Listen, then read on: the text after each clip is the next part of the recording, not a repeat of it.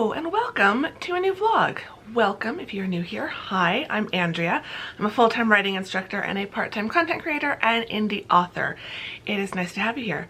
Welcome back if you're one of my lovely returning friends. It is great as always to have you back here. It is Monday morning. Yay, it's Monday.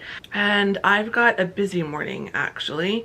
It is still quite early. It is only 8:30 in the morning, which is a little bit earlier than I'm usually up and ready. But I'm gonna go for a walk because I just want to get a walk in and done before the rest of the day just runs away from me. We're having a little bit of a cool down. So it is actually only 72 degrees out there right now. It is going up. So my back is doing a little bit better. I can feel it as I'm standing here. It feels tight. It's not completely back to normal. I'd say it's probably about 80% back to normal. So if you watched a couple of vlogs ago, I threw my back out. Yay. So it is recovering. One of the things I did yesterday was go for a walk and it didn't seem to bother me. If anything, I felt like my back felt better after my walk and for the rest of that evening than it had felt earlier in the day. I'm gonna go for a walk this morning. We'll see how it goes. I'm gonna try to go just a little bit farther than I went yesterday, and if it still does well today, then I might go for a longer walk tomorrow. But yeah, despite my back, I'm still trying to go for as many walks as I can while the weather is so nice. And then I'm gonna come home, get myself freshened up really quick. Well, probably not really quick. I am giving myself enough time. But in 2 hours, basically, just under 2 hours, I've got to go to the imaging lab and get my annual mammogram. Yay! So that's something I get to do today. Anyway, we're not gonna think about that. This is one of those days where I'm literally only letting myself think about like the next 30 minutes or an hour at a time. So right now I'm just thinking about my walk. So welcome to the vlog. Let's go for a walk.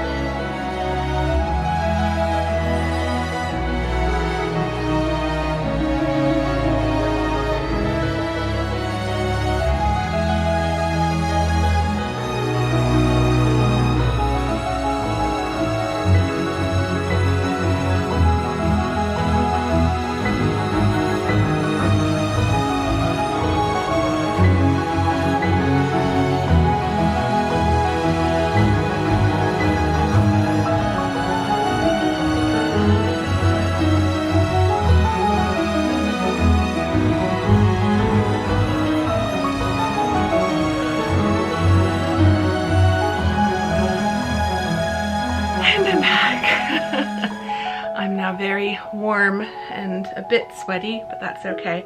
Need to get freshened up before I dash back out for my mammogram. But oh my gosh, that walk, I did just under 1.5 miles, and just over 40 minutes. That felt fantastic. Oh, it felt amazing. I wish the mornings could stay like this all summer.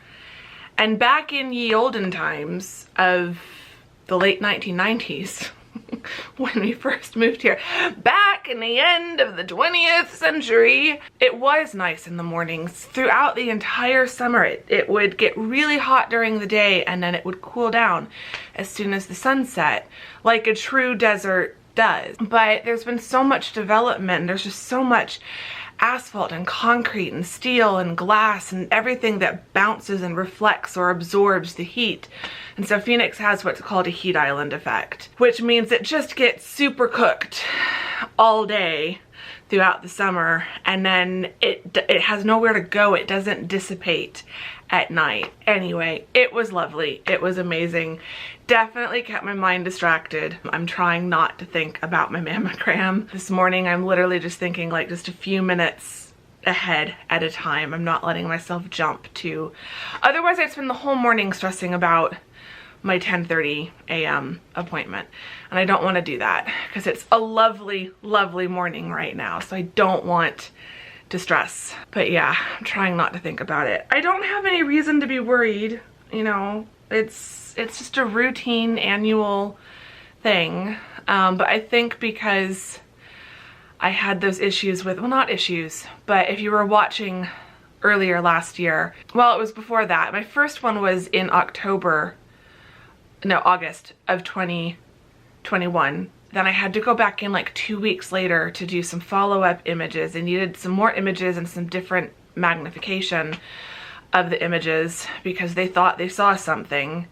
And then with the better images, they felt like it was probably just dense tissue or something like that and nothing to be worried about, but they wanted to book me in for a 6-month follow-up instead of a 12-month annual. And so I went and got that done February of last year, and that was fine. Everything was exactly, apparently, according, you know, what I assumed was that everything was exactly as it had been in the one 6 months prior. And so they were like, you're good to go. You're good to go back to 6 to 12-month annual mammograms.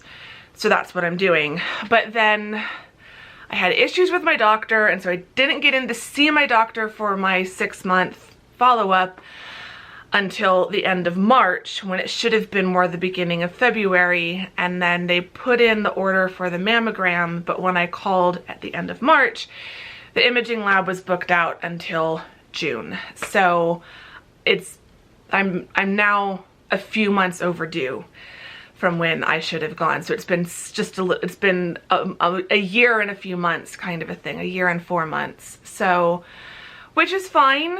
I'm sure it's fine and I shouldn't be worried, but I don't know. I think there are certain tests we get, and I think the mammogram is one of them, where even when it's normal, even when it's a routine annual or semi-annual follow-up or checkup, and you have no reason to be worried, I think in the back of your mind there's always that little what if.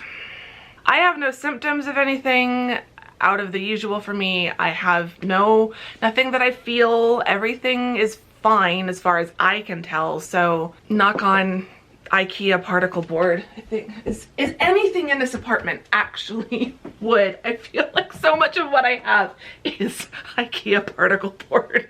That counts, right? So yeah, knock wood, touch wood, it'll be fine. So I have little less than an hour before I need to leave, about 45 minutes before I need to leave. So I want to change and just freshen up really quick before I go. Because they said no deodorant, perfume, creams or lotions, but I think they just meant in the underarm area. I did put sunscreen on, but I think that's fine. And I didn't know if they meant like right before you went or just in total. There goes my air conditioning. That's gonna be bad for the microphone. So yeah, so I just need to get myself freshened up and just go sit and relax and not think about the rest of today. I don't think I ever show you this, but I've got a little nook here in my entryway that I have crammed full of books. So literally books everywhere in this apartment. Everywhere I can cram a book, I have crammed several books.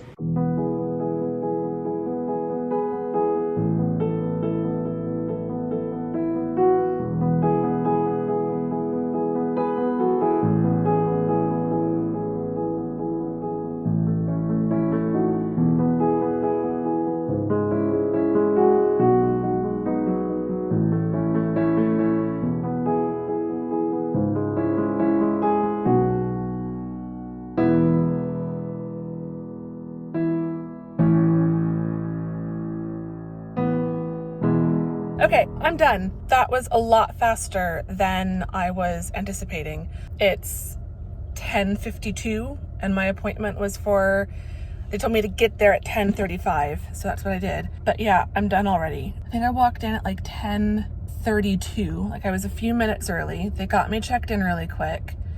I'd sat down for like a minute, 2 at the most, and then they called me back to the changing area and like the inner waiting room. So there's an outer waiting room at the check-in and then an inner waiting room once you've changed into your gown. So took a minute or 2 before they called me back to that second waiting room, gave me the gown, I got changed, and I'd sat down in that inner waiting room for like another minute or 2. And then they called me back. There were like at least 6, if not 7 or 8 other women in that inner waiting room.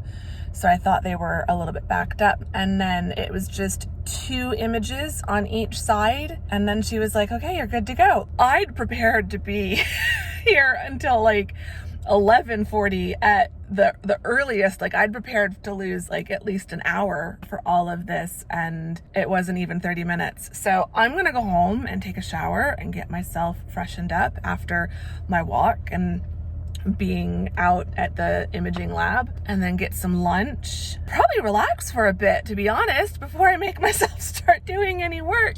So yeah, it was pretty decent. So now I have to wait. I don't know what the results are, so we'll have to wait and see. I'm assuming everything will be normal and just as it was at the last one. It should all be fine, but hopefully it won't take too long for them to text me to tell me that it's all fine. I'm ready to go home and just relax now and get on with the rest of my day and get on with the rest of this vlog, which will be a very writing focused vlog, I think, because I've got a lot of writing and editing and other book work to do today.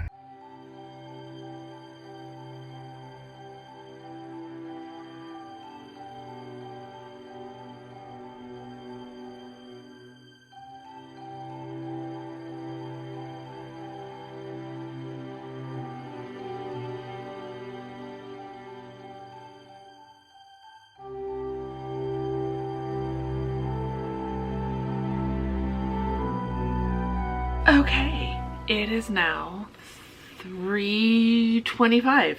I've been getting a lot of work done, just not quite any book work yet. But that's what we're gonna do now. I did some content writing and spent some time on LinkedIn trying to come up with like a better strategy for LinkedIn, because I know that's going to be really important for my coaching business. So if you are interested in general writing advice, like more like business writing or just general writing, not specifically fiction writing, but if you want like writing advice and you're already on LinkedIn, please feel free to connect with me on LinkedIn.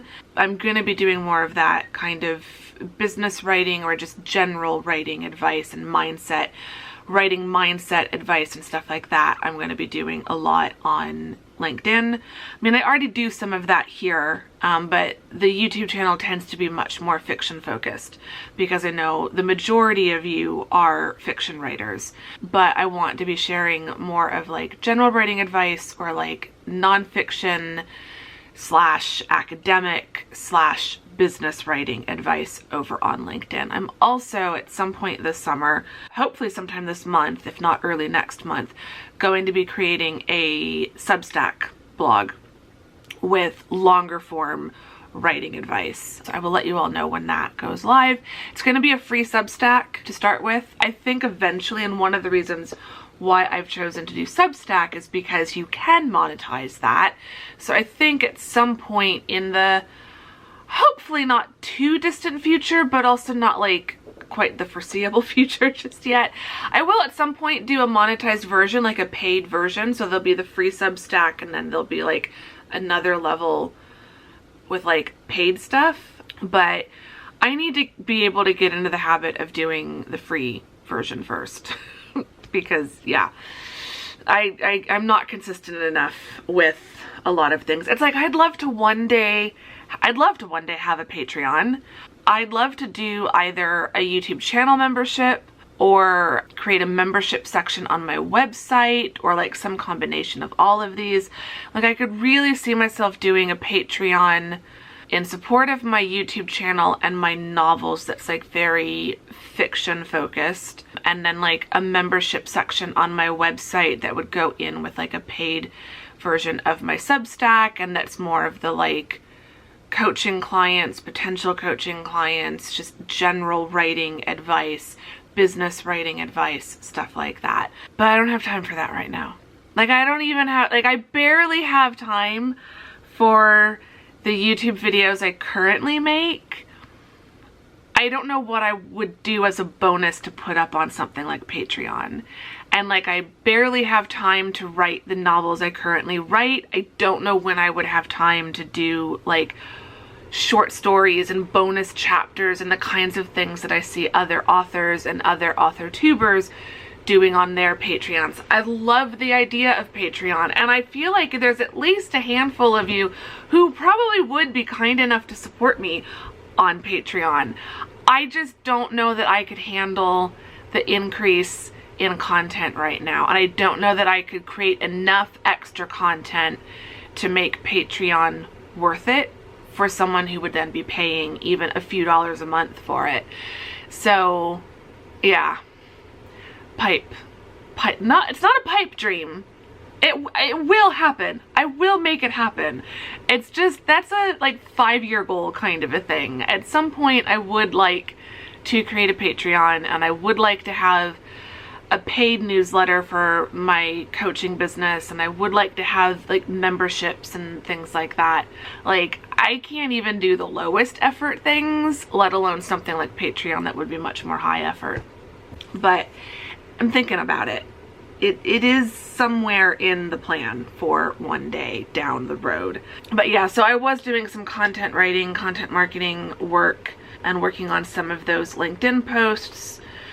So that was going well. So yeah, follow me on LinkedIn if you're not already. I'm just Andrea J. Severson over there. I don't know that I have a link to that in the description box, but I'm not hard to find. I'm all over the internet and I'm not that hard to find. So basically all that is left is book stuff. 3 of my 4 goals for the week are book project related. So one of my weekly goals is to have 6 finished LinkedIn posts, and I think I've already done that. I'll go through them again tomorrow to see if I've got a full 6 that are done, but that would give me 2 weeks of LinkedIn posts, which would be awesome. My other goal is I want to get to 92,000 words in Independent Hearts 3. I want to get 10 chapters, which is a big goal, in Across the Pond 4 done in my Scrivener read-through, which I will be starting today.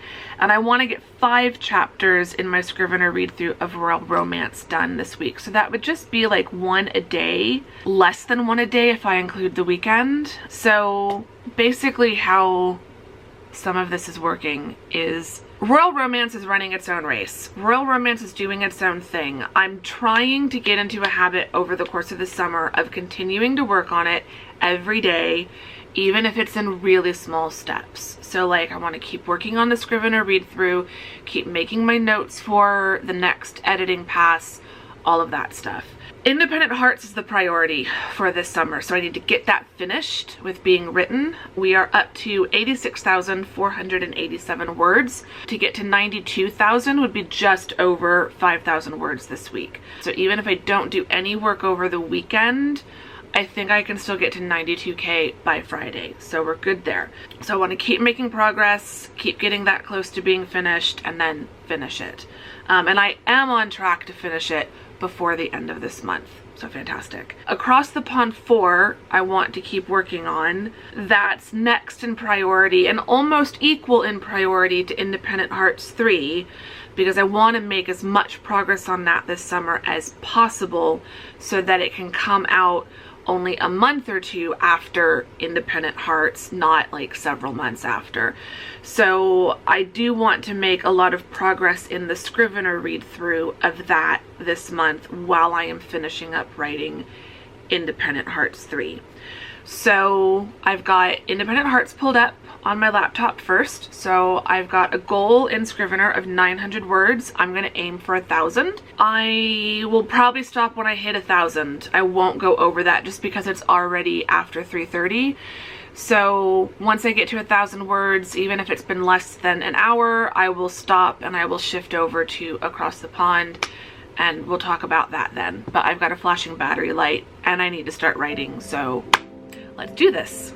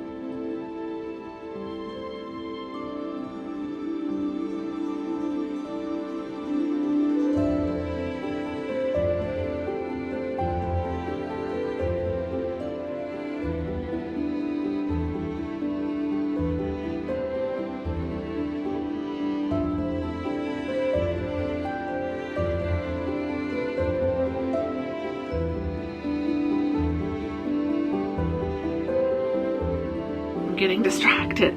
Mammogram update. I've got my results already. The text just said normal, but thankfully I'm able to log into my patient portal, and the more detailed report says that everything's normal, everything's fine, but it does also explain that they compared it to the images they got in August of 21 and in March of 2022. So yeah, so they were looking at all of them. So they still, it sounds like they still can see they call it, there are stable bilateral benign calcifications, but no suspicious masses. So they can still see whatever that is that they noticed the first time, but everything is exactly the same and nothing has like changed or moved or anything like that. So good. I'm very, very glad about that. Now I don't have to worry about that. That's that update. Writing update. I got up to 1,099 words. So 99 words, no, 199 words over my goal, because I was aiming for 900. But I was technically aiming for 1,000, so I got 99 words over that goal. So that brings the manuscript up to 87,596. So we are doing great. We are fantastic as far as writing is concerned. And I could have kept going, but it's 4:18. So I made good time, but I want to stop and move on to another project. I wanted to give you guys some updates on the books though. So I figured today would be a good day to share some small reveals about the books, since it did go out into the email list. So I'm not going to make you guys wait any longer. I will let you know the reveal that I shared in the two reveals that I shared in the newsletter, because it's already out, so I can't change my mind now.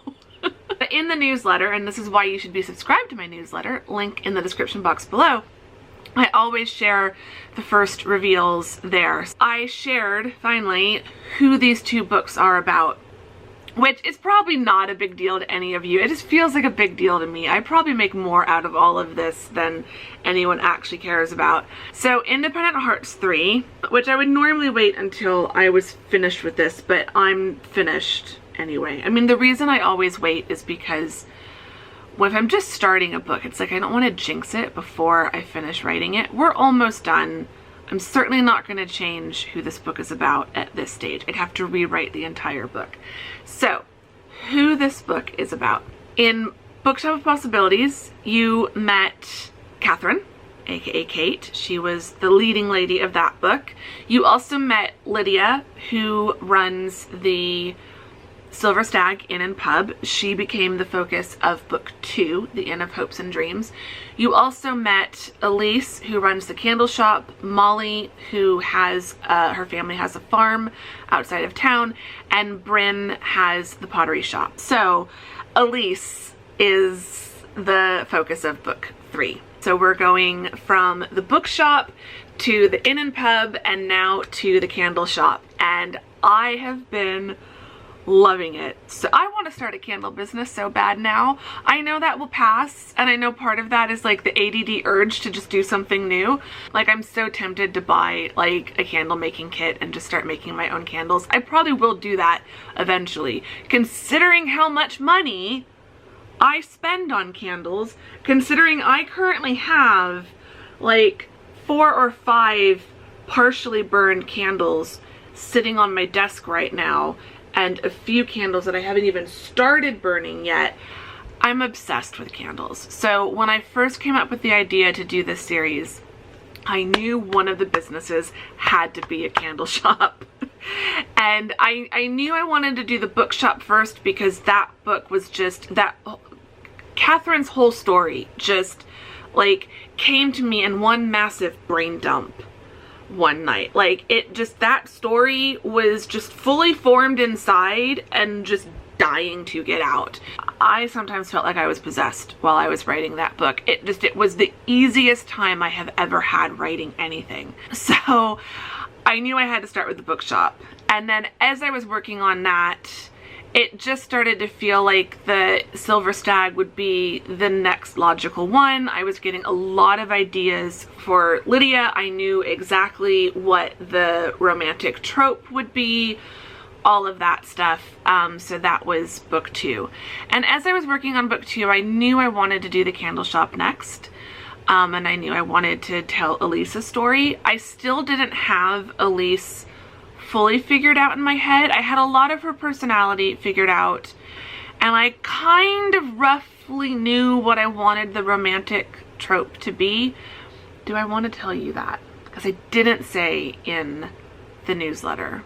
I will just say it does involve a past love coming back. So it's kind of second chance. Kind of. We'll call it that. But there's also a lot going on with the candle shop and her business. So there's a very strong plot thread related just to her business. And that has just been so much fun. It's just, I'm loving it. I'm absolutely loving it.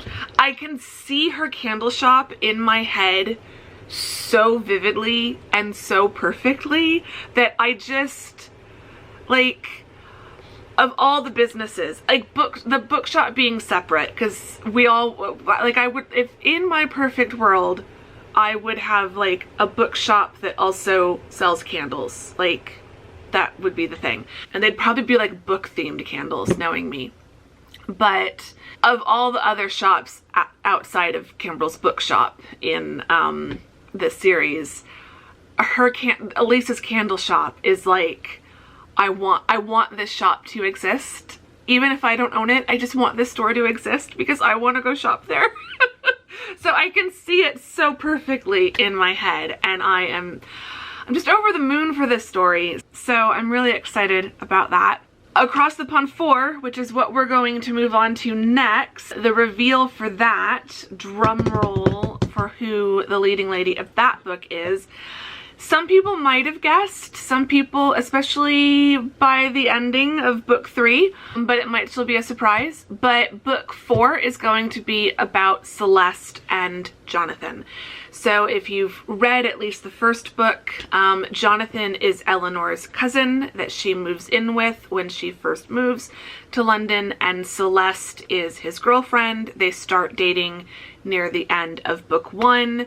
Eleanor meets Celeste partway through book 1. She works for a club slash lounge slash like restaurant hotel in Knightsbridge. I knew when I decided to turn book 1 into a series, I knew I had ideas for 2 more books with Eleanor and her relationship. But then after book 3, I would spin off and do other characters in the series. And I knew that when I spun off, Celeste and Jonathan would be the first book. And it's been really interesting writing them and writing their story and coming up with a story for them, because it's not very common that you start a book where the characters have already been dating for a couple years. Like normally in a romance, the main characters haven't met yet. You've got the whole meet cute and them falling in love. This one, they've already met. They're already in love. So what could possibly go wrong? You'll just have to wait and read to find out. I've been loving that story as well. It took me a little while to figure out what I wanted to do. I don't really think there's any obvious tropes, like romance tropes, that I can share. It is a romance. There's a lot of drama. A lot of drama. I think there'll be some surprises because I do and I don't follow like general romance plot conventions. I do in terms of the overall plot arc, but there's little things that I think readers won't expect. So it's been a very different romance to write because of some of those plot bits, and it's been really fun, and I've been really enjoying it, and I've fallen in love with Celeste. I feel like you kind of get to know her throughout the first 3 books, but she's very much a secondary character. She's very much on the edges of Eleanor's story. She's not someone you get to know a whole lot. You get to know a little bit more about her, I think, in each book. So by book 3, you do learn a little bit more about her, but she's still not, you know, someone that you really know. And it's just been so much fun getting to know her as an author and like telling her story and figuring out the plot and getting to know her and Jonathan more and getting to dive into his character a little bit more. Like, these are characters I've been working with as background characters, as secondary characters, for 3 books now prior to this one. And in this one, they get to take center stage, and I'm so excited for you to read their story, because I feel like I went through, like, book 1 was its own thing because that took several years for me to write, and I had plenty of time to like feel like, yes, this is the story I want to tell.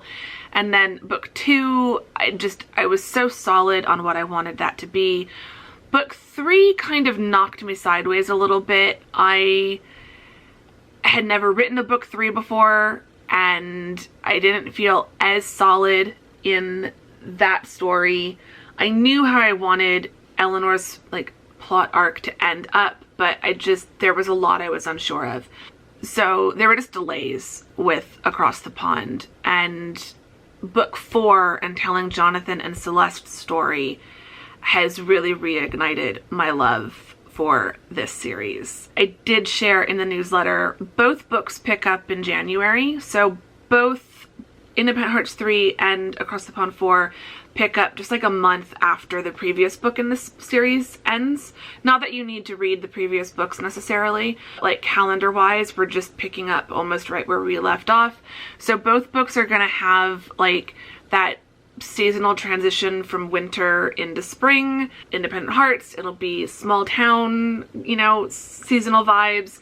With Across the Pond, it'll be that transition from, you know, London is very gray and very dreary in January, but then throughout the spring you've got so much starting to bloom, and that's been a lot of fun to write. It's very exciting, and I'm happy with where these projects are at, and I can't wait to like get them published. Like, I think that's the other thing. Across the Pond last year, at the beginning of the year, was just so stressful because of all the issues I was having, and it took some of the fun out of publishing that.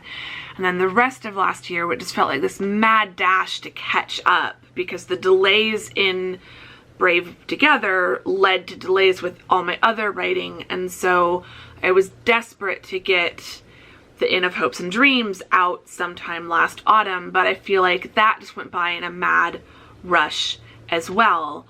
And so I didn't get to fully enjoy that. But working on book 3 of Independent Hearts, which I do have a title, but I'm not going to share that yet. But working on book 3 and Elisa's story has just reignited, like it's reignited my love for writing in general. I've just had so much fun, and working on book 4 of Across the Pond, which I don't have a title for, and yes, that is stressing me out just a little bit. That I've just been really enjoying.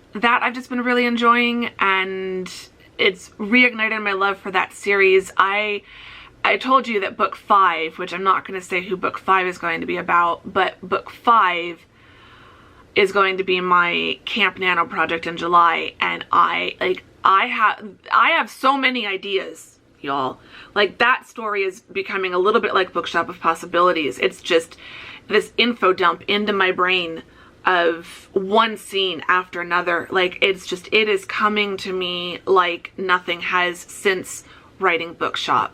So even though I wouldn't normally start the next book in a series while I'm still editing the previous book in that series, I feel like I don't have a choice. I've got to start writing this down, or it's just going to start driving me nuts, because I literally cannot stop thinking about my ideas for book 5, and it's becoming a bit distracting to working on the 2 books that I'm trying to edit. So yeah, but anyway, that's been a very long and rambly update. So it is now 4:35. I need to get editing. We'll see how far I can get in 1 hour-ish. 4:36 right now. We'll see how far I can get by about 5:30, and then see if I can stop working on this project then and start making dinner and switch to Royal Romance at that point.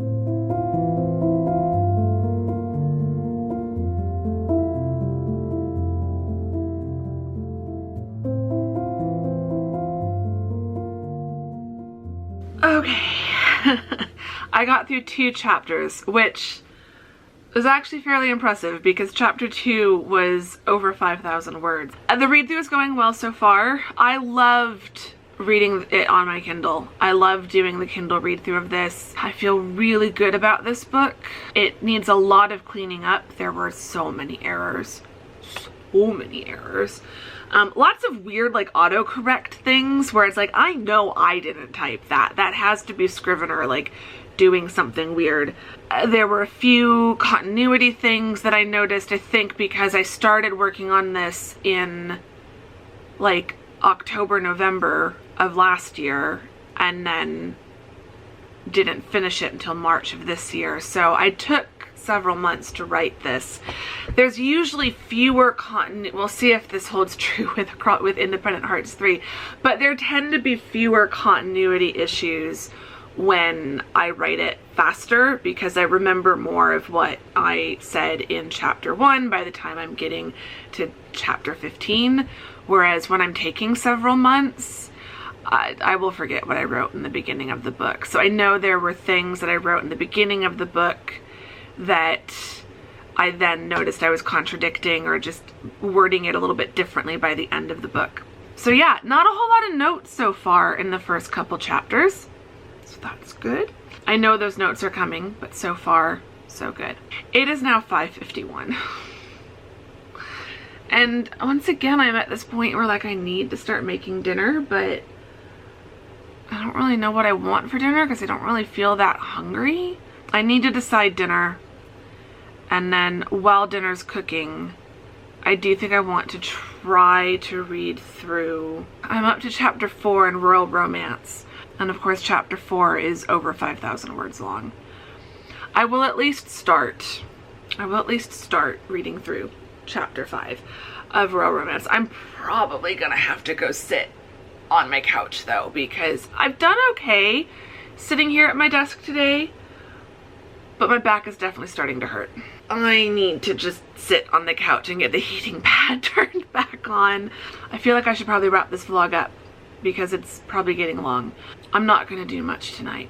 I'm gonna try to read one more chapter, or read a chapter in Real Romance, or at least start chapter 4 of the Scrivener read through of that. I'm loving this project, so I do want to keep working on it every day, even if it's just small bits every day. I don't want to just let it slide off my plate. So I do want to work on this, and then I'll have dinner, and then I'll relax and just chill out for the rest of the evening.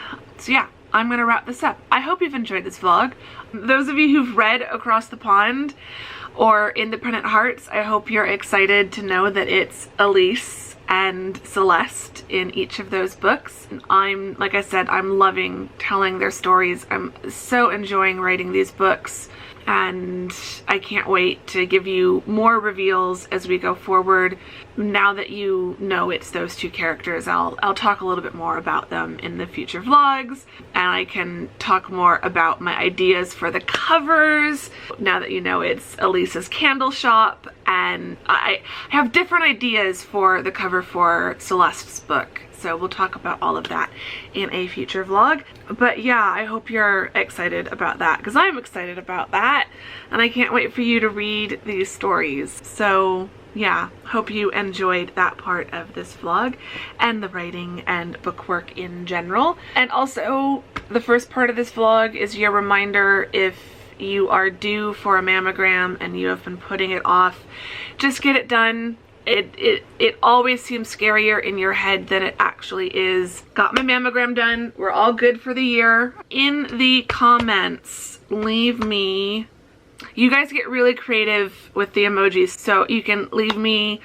emojis that you would assign to Independent Hearts and Elise and the Candle Shop, or you can leave me emojis related to London and Celeste and the Across the Pond series, or a mix of both, and maybe let me know which one you are excited about. I'd love to know if any of you are looking forward to one or both of these books in particular.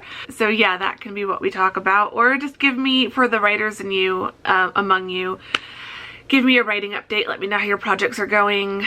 Do you have any big reveals that you're sharing over on your socials or something? I'd love to know. And yeah, I'm now gonna go get dinner sorted out or something. And yes, I will see you all very soon in the next vlog. Thank you very much for watching this one. Bye!